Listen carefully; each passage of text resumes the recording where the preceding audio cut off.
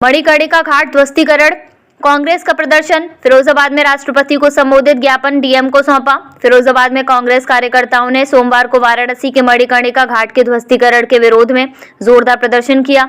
जिला अध्यक्ष रामनिवास यादव के नेतृत्व में बड़ी संख्या में कांग्रेस कार्यकर्ता जिला मुख्यालय पर एकत्र हुए और सरकार की नीतियों के खिलाफ नारेबाजी की।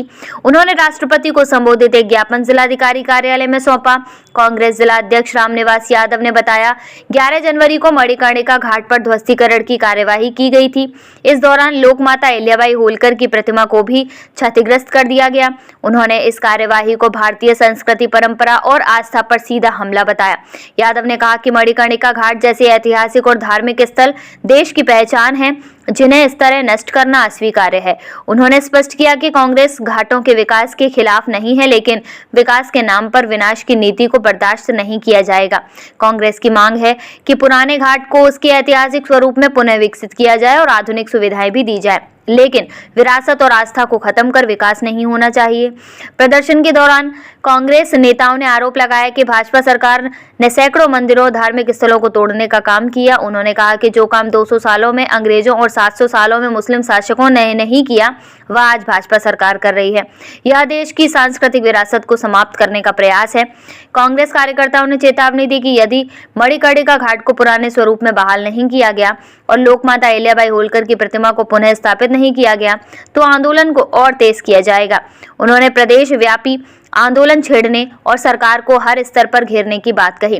प्रदर्शन के दौरान जिला मुख्यालय परिसर मणिकर्णिका घाट बचाओ, विरासत बचाओ, देश बचाओ और विकास के नाम पर विनाश बंद करो जैसे नारों से गूंज उठा। ज्ञापन सौंपते समय कांग्रेस नेताओं ने मांग की कि केंद्र व राज्य सरकार तत्काल हस्तक्षेप कर वाराणसी के घाटों की ऐतिहासिक पहचान और धार्मिक महत्व की रक्षा सुनिश्चित करे। लेने आए इकट्ठे हुए हैं। आज हम लोग कांग्रेसी साथी, आपको जैसा पता है कि 11 जनवरी को वाराणसी के अंदर भाजपा सरकार द्वारा मणिकर्णिका घाट को ध्वस्त करा दिया गया, विकास के नाम पर विनाश कर दिया गया और वहाँ पर माता अहिल्याबाई होलकर जी की मूर्ति को भी मलबे में तब्दील कर दिया गया। और जैसा कि आप सभी को मालूम है कि माता अहिल्याबाई होलकर जी ने 1771 में उस घाट का विकास कराया था और वो हमारी विरासत थी, हमारी राष्ट्रीय धरोहर थी, हमारे देश की विरासत थी, उसको ध्वस्त करने का काम किया है। तो हम लोग आज कांग्रेसी उसका विरोध स्वरूप आए हैं। यहाँ महामहिम राज्यपाल जी के नाम एक ज्ञापन दे रहे हैं कि उसकी जो भी ध्वस्तीकरण के दोषी हैं उसकी जांच कराकर उनके खिलाफ दंडात्मक कार्रवाई की जाए और मणिकर्णिका घाट को पुराने स्वरूप में ही स्थापित कराया जाए।